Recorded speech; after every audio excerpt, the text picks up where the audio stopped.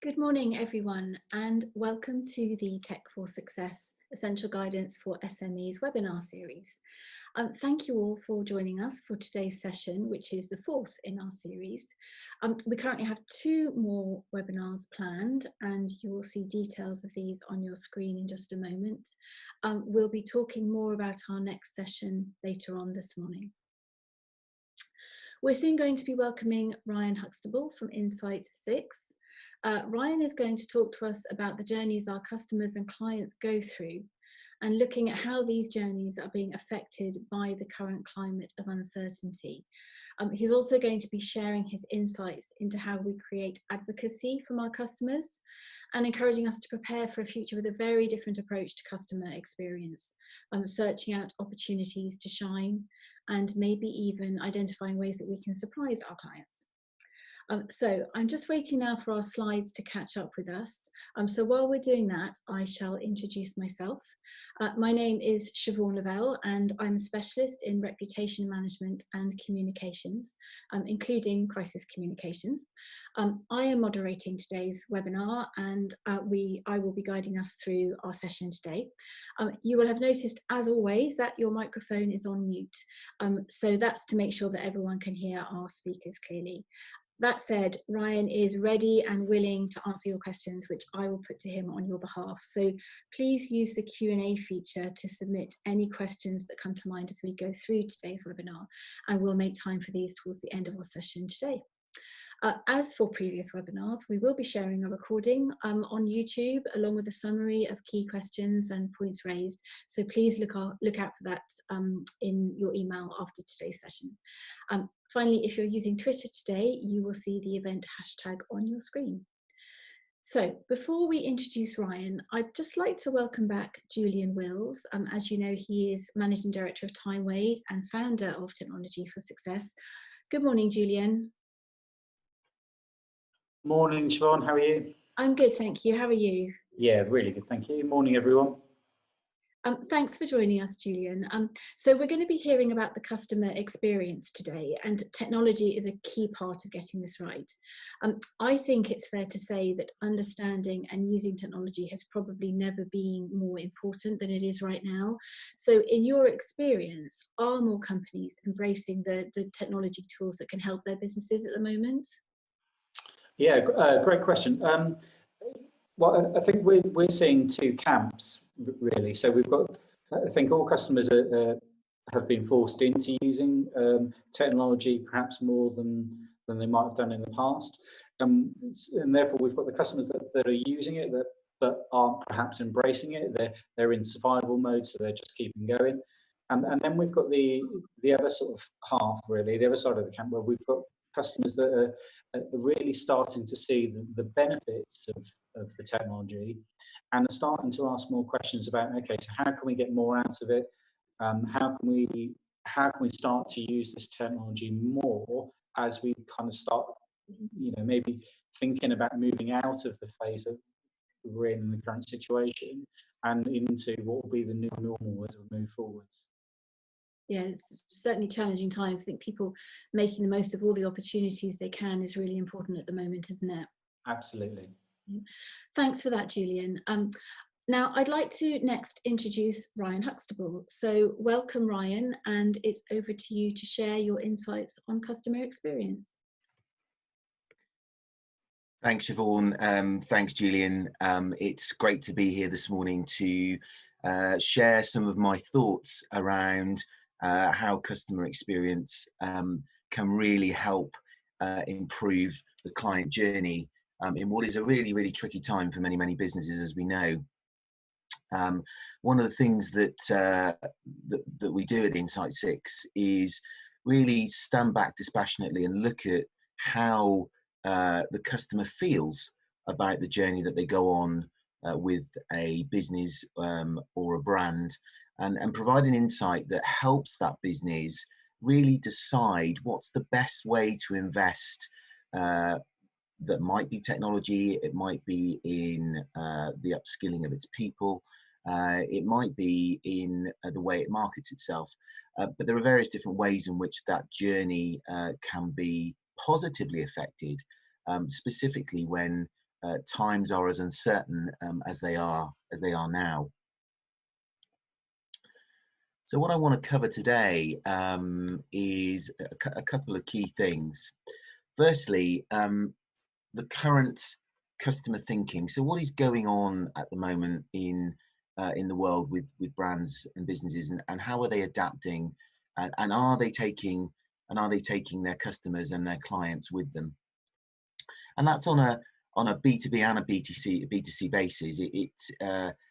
This type of work really doesn't differentiate in terms of how a B2B client might feel about the experience they're getting from your business or your and your brand, as opposed to a B2C client. I also want to cover how experience is being measured through facts and opinions at the moment, and they're being very much formed through the febrile atmosphere we have in the media during this pandemic. I also want to look at, in a little bit of detail, the client journey as it is now, how it was then, and specifically how you're going to recover your journey after the crisis, or as we morph out in whatever way we do out of the crisis into whatever the new normal looks like.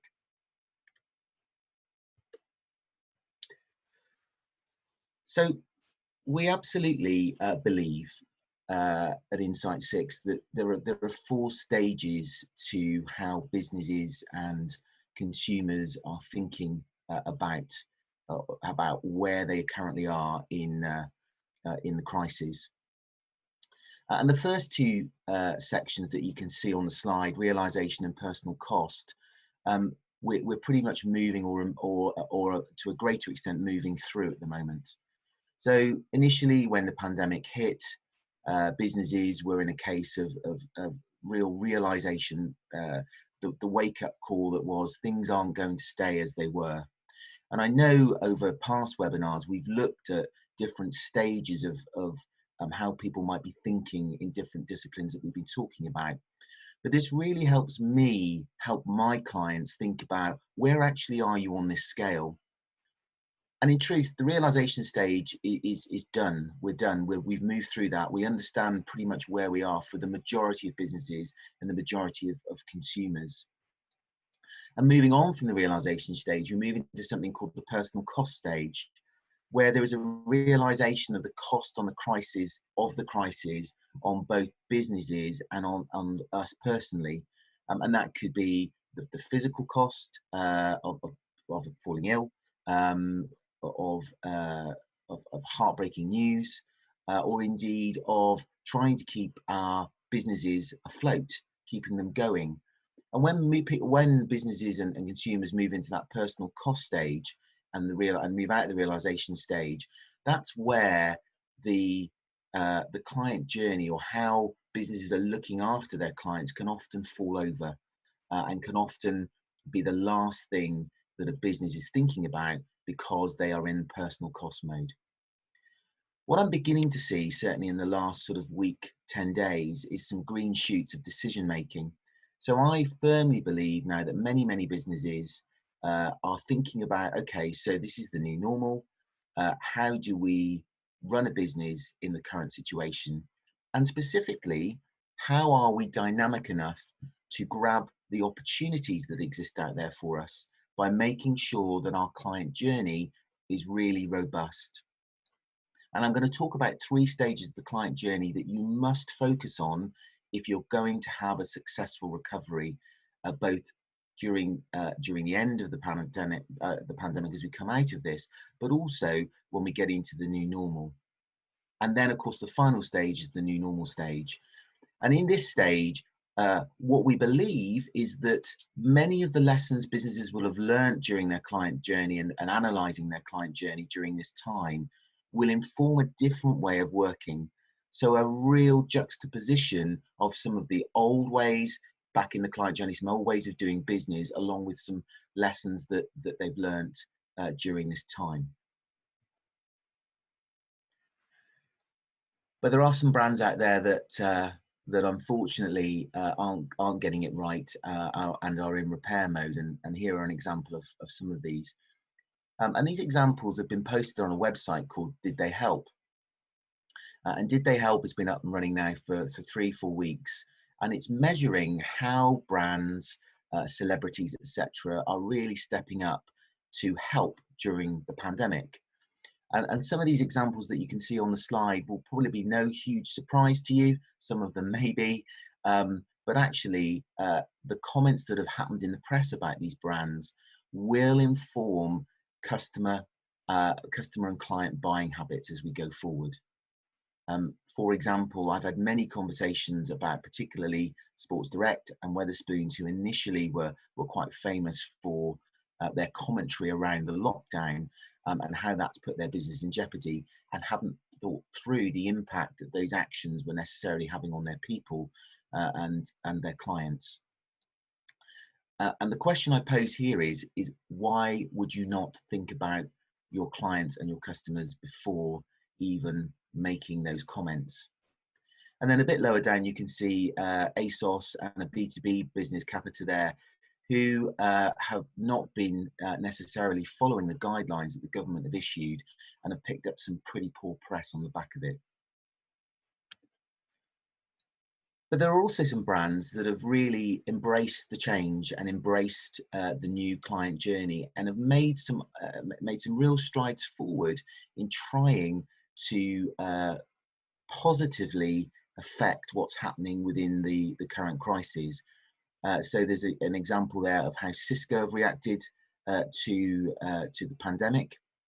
You can see there they've committed a large amount of investment into leading a tech fight back against the pandemic. Bank of America, banks haven't had a particularly good PR message at the moment, but Bank of America across the pond have gone on the front foot with how they're supporting business. And a bit closer to home, we know many of the Premiership football clubs initially really didn't think through how they were going to react to the current situation. But Everton there, I have to point out now, I'm not an Everton supporter, but it's a good example to share, have done really well in terms of they've gone on the front foot to positively affect the client view or the customer view of what they're doing, and they're obviously clearly more importantly trying to make a real difference in the local community. So every inquiry or purchase has a journey, even something as simple as buying a cup of coffee. This slide really is a bit of a fun slide, but it's there really to illustrate how many steps there are to buying a cup of coffee. Now, I appreciate that I'm sure we'd all like to be out driving around in the car and nipping out to Costa or Starbucks or whatever your coffee company of choice is, and we can't really do that at the moment. But it's a good illustration, actually, of in normal times of how many stages there are to that journey. And in this example, we've got 10 stages of buying a cup of coffee, from waking up in the morning, thinking about the fact that this individual needs some caffeine. They may not have any in the house, or they want a proper coffee. The light bulb moment goes on that I'll get one on the way to work.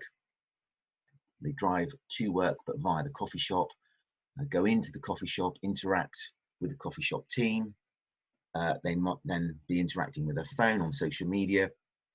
They pay for the purchase, they consume the purchase, and then they leave a review about the purchase they've just had or the experience they've had. So even simple customer and client journeys have many, many, many touch points. And at any point during that touch point, the expectation of that journey from the client's perspective might or could fall over if you haven't tested that journey fully. And that testing of that journey is as important now as it ever has been, because people will be looking for products and services that solve the needs they have now. And there will be an expectation from those consumers or those clients that the client journey has been tested and that it's really simple still to access those products and services.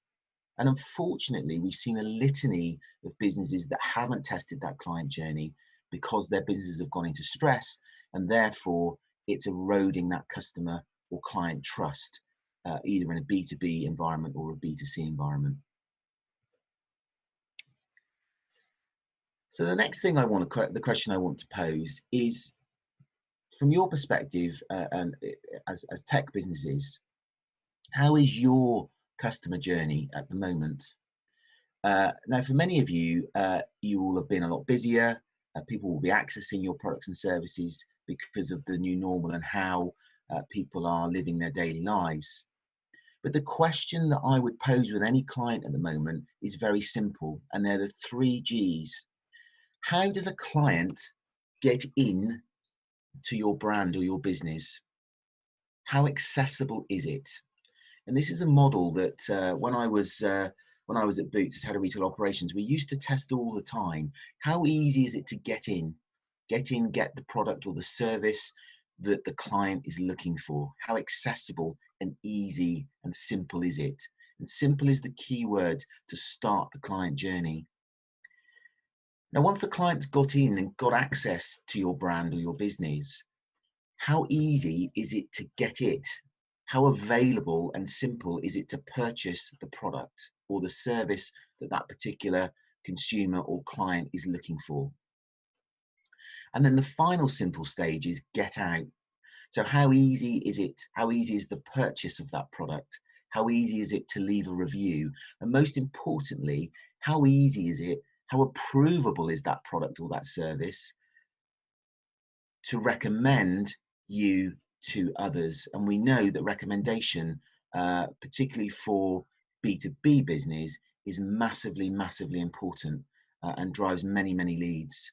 So very simple: get in, get it, get out. And one of the things I'd really, really ask you to test at the moment is, are the 3 Gs really simple in your business? Are you accessible? Are you available? And can you be approvable? Ryan, can I just ask you to pause for a moment there? I think that's a really interesting slide. I have a couple of questions for you. I think the accessible and available terms are quite clear. Could you just explain a little bit more about what you mean by approvable? And then could you perhaps give us a couple of examples of what these steps might look like for different business types? Yeah, yes, of course I can, Siobhan. Yeah, that's a great question. Yeah, what I mean by approvable is quite simple, actually. We're talking about a memory when we're talking about approvable. So when a client or a customer has purchased something from your business, what is the memory they're going to have that they are approving of your brand? And therefore, if they're approving of the experience that they've had, because the client journey hasn't fallen over at get in and get it, and actually it's been quite simple to use, they're really happy to recommend you to friends, families, colleagues. And we use those 3 types of persona because those are the 3 types of people that individual is most likely to interact with. So approvable is just really about, do they approve of what they have experienced, and is the memory really positive? So I'll give you a great example. And there's some statistics a little bit later on that I'll share with you from some insight we've gleaned in the last 2 weeks. Professional service firms at the moment, and particularly law firms, are in an interesting situation, dependent on their disciplines of law. For example, if they are or do have a huge sway towards, for example, residential property work, they're less busy. But there is a huge appetite for private client work, wills, probate, employment advice, all those key products and services that consumers and businesses are looking for at the moment. And what's really interesting is when you look at some of the website information that some law firms are sharing at the moment, they're hugely professional. There's some great advice about what you need to do, but actually some of the access points on those websites, because of the fact that they've had to change the way they work, aren't clear. So actually for some law firms, the journey has changed around how you actually access that product and service, whether it be through web chat or a web inquiry online, or actually, you know, the phone system may not be as accessible or as easy as it perhaps once when they were ringing, when a customer was ringing into an office. So that becomes less approvable because the journey isn't simple. So from a professional service perspective, that's one example I would give. Another example I'd give is if you, for example, think about the food industry at the moment. We are being encouraged to stay at home, therefore we're being encouraged to use online deliveries. And actually the accessibility of online deliveries from the big supermarkets is really difficult because obviously for all the right reasons, they are prioritizing vulnerable patients and customers, and therefore the slots that are available for the rest of the general public are sparse, and therefore it's driving people out of their homes to go and shop. So the accessibility of that service is difficult. We all know why that is, but actually there's a real opportunity then, isn't there, for local businesses to step into that space, the local butcher, the baker, the candlestick maker, and certainly what I've seen locally is some really dynamic businesses making themselves accessible through using different technology, through using social media, for example, setting up online ordering systems, and actually stepping into the void that the supermarkets have left. So they're much more accessible, therefore they're much more available. And what we're therefore then seeing is almost a resurgence in the high street because people are approving of that local service. They're really happy about the fact they're helping local businesses at a time of need. And there's some very early insight that is suggesting that this will change people's buying habits longer term because those local businesses have become more accessible, more available, and therefore more approvable. Thank you, Ryan. Those are really good examples, and actually it makes me think back to Dan's presentation a couple of weeks ago where he showed how some businesses were being really creative in how they were evolving what they did for customers. And I think any company that's struggling perhaps to know how to do that could perhaps use your mantra here to perhaps inspire them to think about how they can look at it from their customer journey point of view. Before we get back to Ryan's presentation, can I just remind everyone, please post your questions in the Q&A and we will get to those questions in around 10 minutes time. So Ryan, thank you, and back to your presentation now. Great, thanks, Siobhan. So what I'm describing here is a very basic client journey, and there can be many stages, as I alluded to earlier, but there are 6 basic stages to a client journey. The first one is the client establishing that they have a need in a B2B setting or a B2C setting. The second stage is then the decision to purchase. The third stage is identifying the provider they want to go with. The fourth stage is the journey. The purchase journey starts with that provider once they've identified them. The fifth stage is the purchase journey complete and the transaction is finished. And then the sixth stage, and probably one of the most important stages, is the review of the purchase and the additional interaction potential that the journey can create through reviews or checking back in with the client once the journey has finished. So 6 basic stages, but at every stage of the journey, your brand needs to think about how it stands up on the get in, get out piece around each stage of that particular journey. So for example, in establishing needs, a conversation might be being had between businesses or between colleagues around, for example, the need for a legal service or a financial service at the moment, and a recommendation might be made at that point. So if a trusted colleague or a friend has been through a really good client journey, and at stage 6, the review of that journey has been excellent, that will drive recommendation back to the front of the first stage of the journey for others as well. So an example there of a basic client journey. But this is the key thing I want to talk to everyone about today. Is there are 3 core elements to any client journey, and again, this can be B2B or B2C, and there are 3 voices. There is the voice of the process. Now, for many tech companies, you're great at process. You're great at where we start and where we finish and what that piece of software does for a client journey. So the voice of the process is all about the operation and making sure that you have a really strong operational process across all 6 of those core stages is really, really vital, because if the operational process falls over, that's the first basic element of where customer dissatisfaction can come in.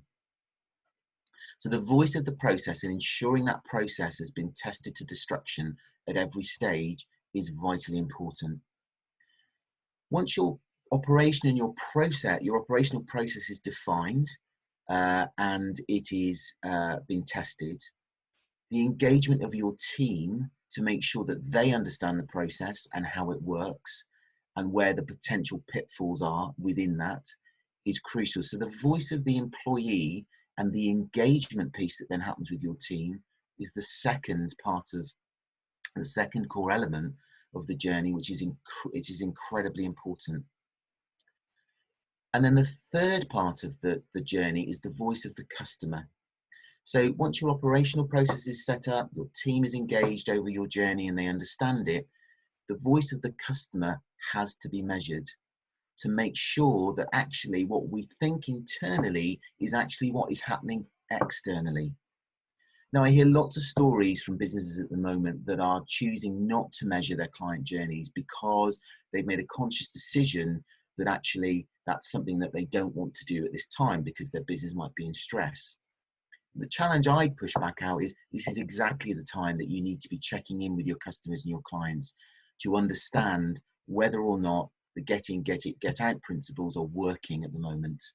Because if you don't do that, you miss a huge opportunity to measure something new that you might have put into place to see whether it's working that might inform future changes to your client journey. So really important, a client journey is not just an operational process. You have to make sure that the operational process is mapped, that the engagement of your employees has been mapped and they understand each part of the journey, and then that you test that with your customers. And a very simple way to do that is to score each stage out of 10. And if you're not at a 10, what actions are you going to take at each stage of that journey?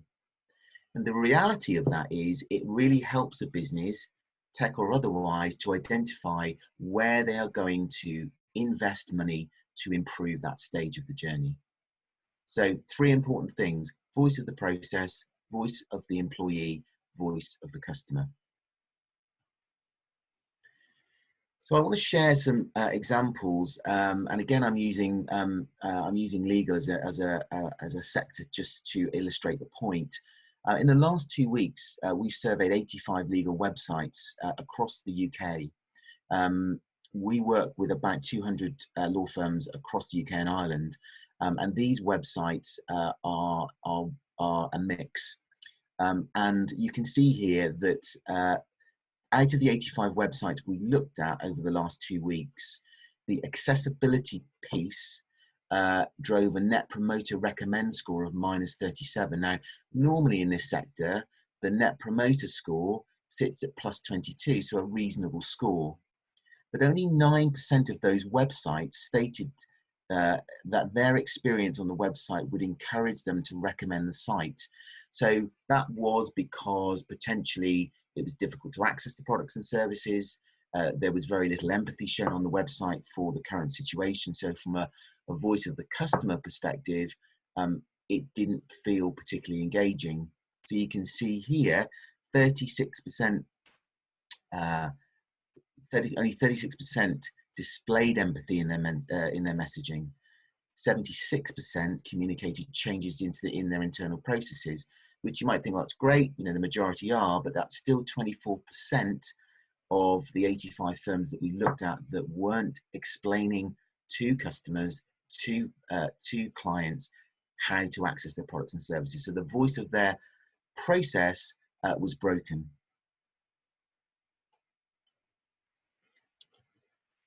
Okay, so in terms of going forward and measuring your journey, now is the time.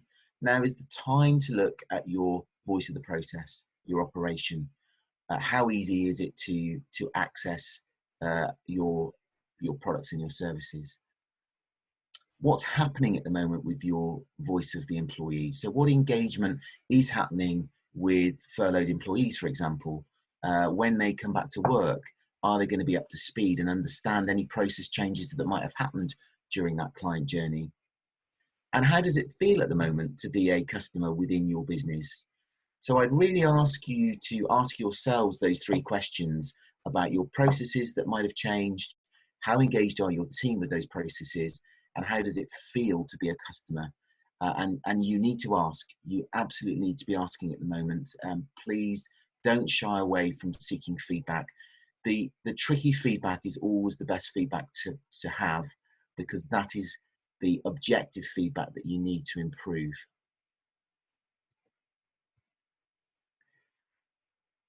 So you need a plan. The changes that you've made or may not have made but are going to make will definitely affect how your business operates when we move out of this phase into the new normal.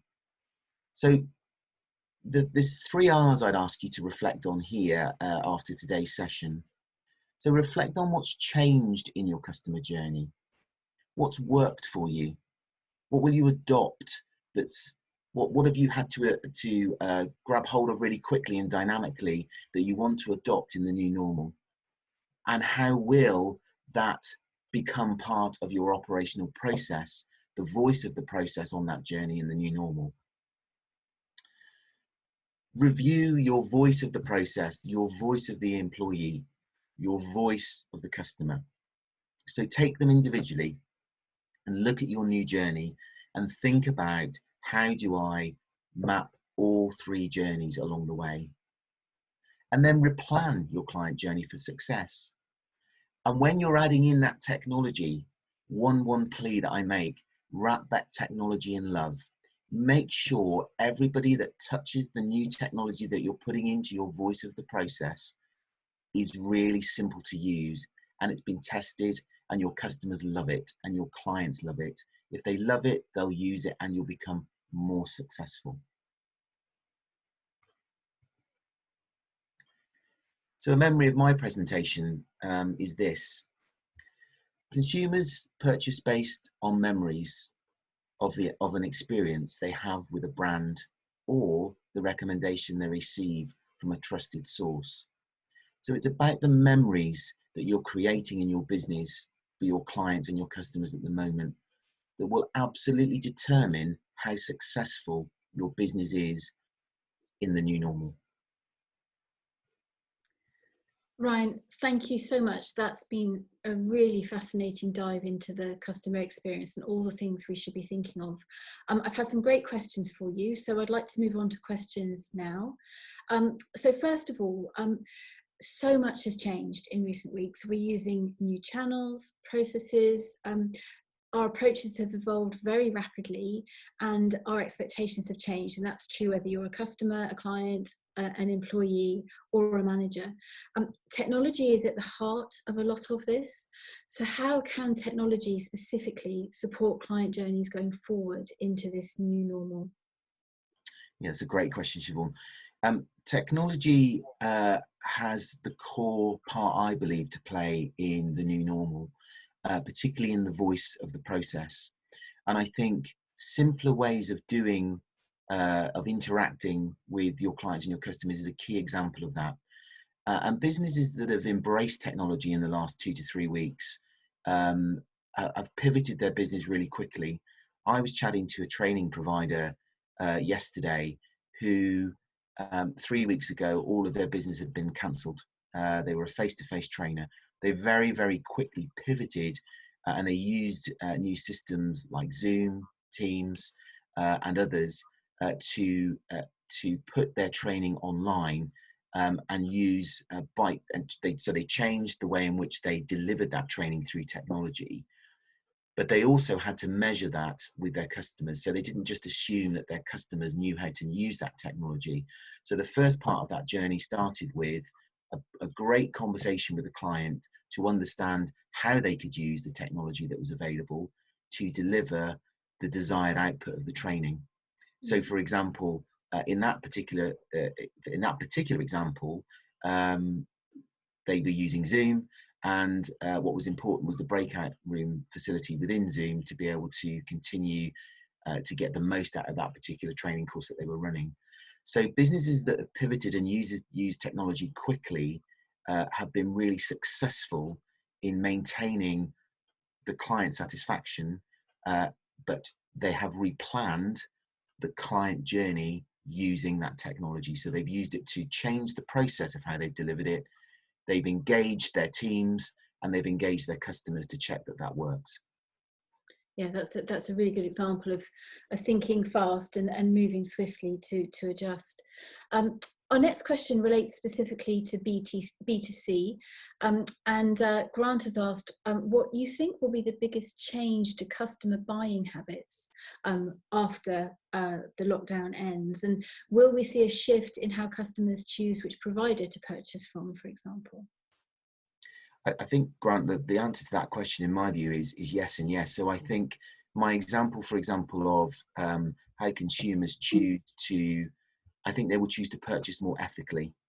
What I mean by that is they will have memories of great experiences of where local businesses have pivoted quickly to deliver for their needs.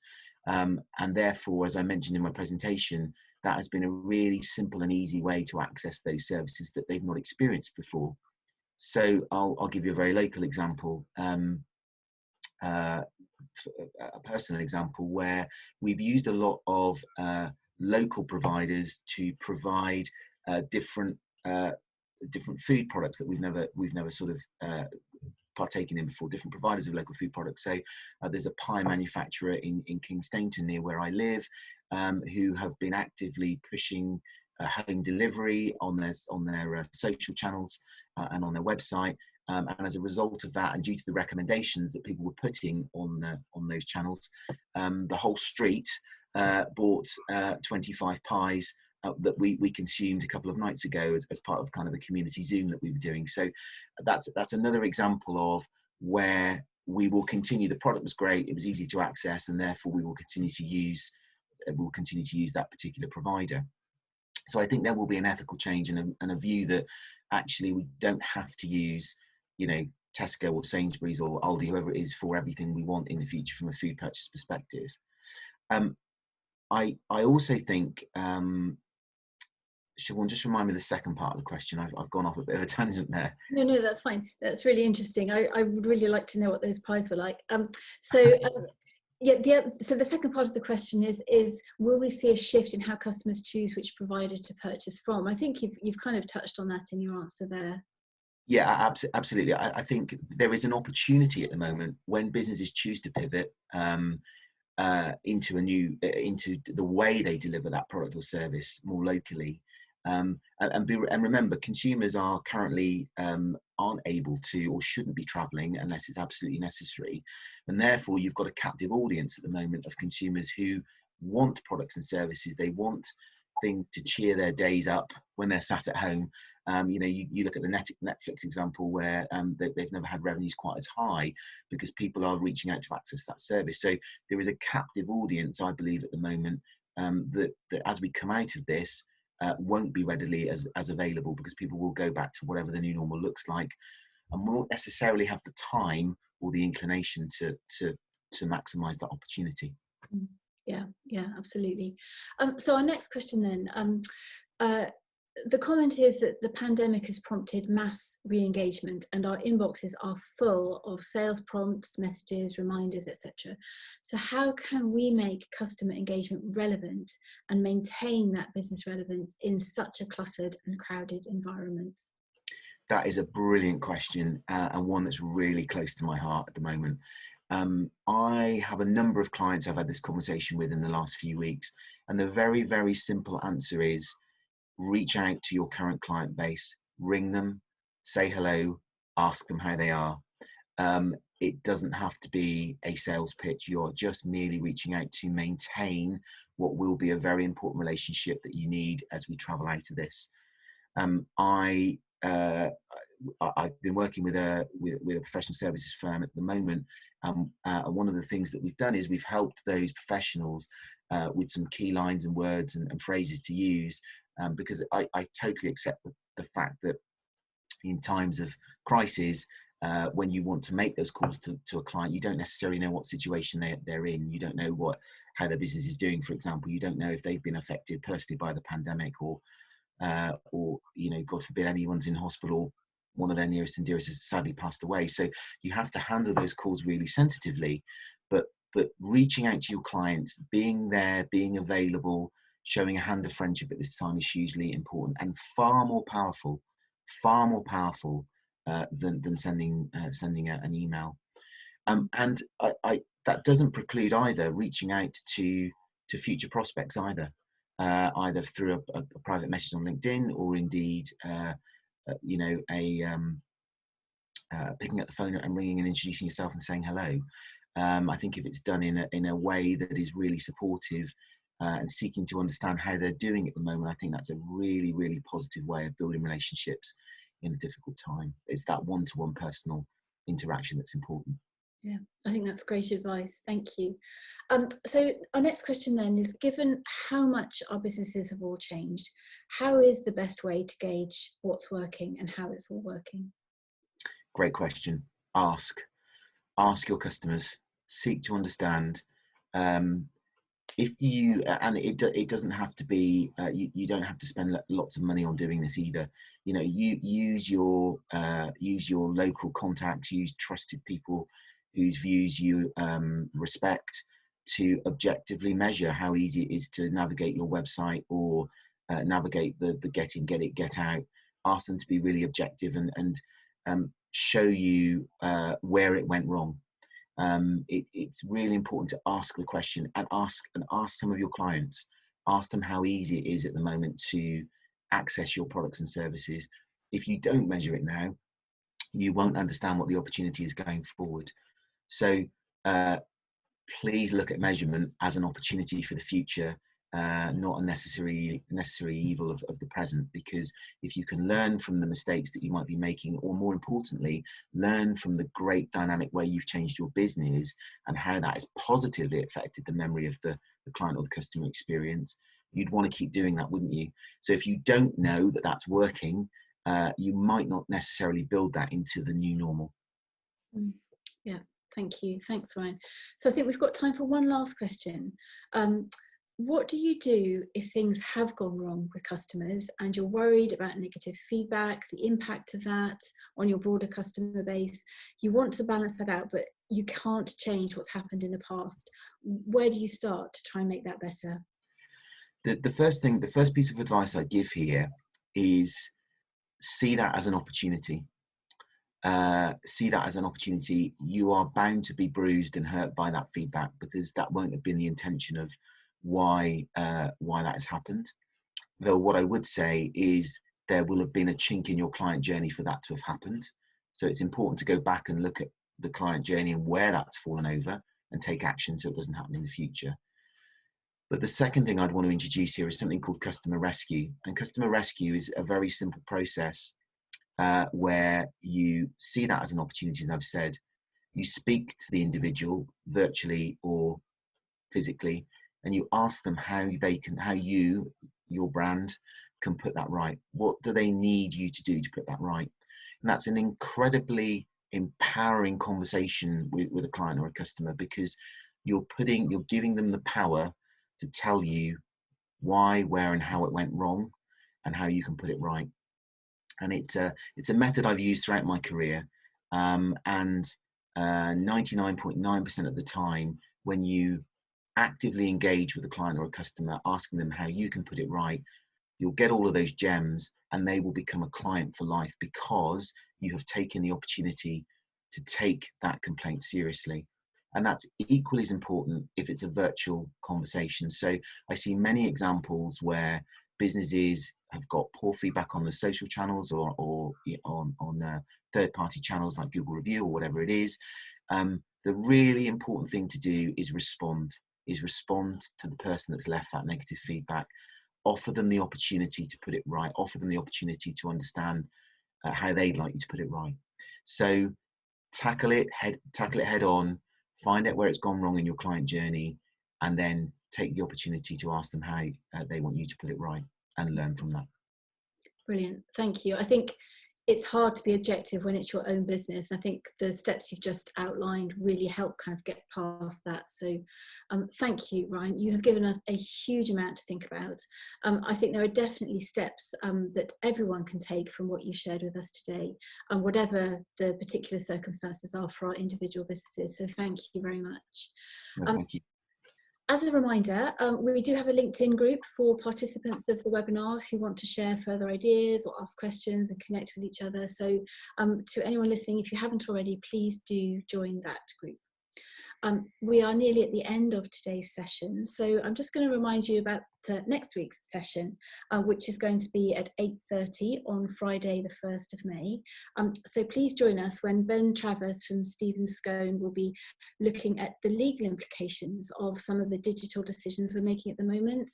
He's going to be talking about some of the possible pitfalls that we might face moving our businesses online, and also sharing his knowledge around cybersecurity and privacy regulations. So for example, around remote working technology.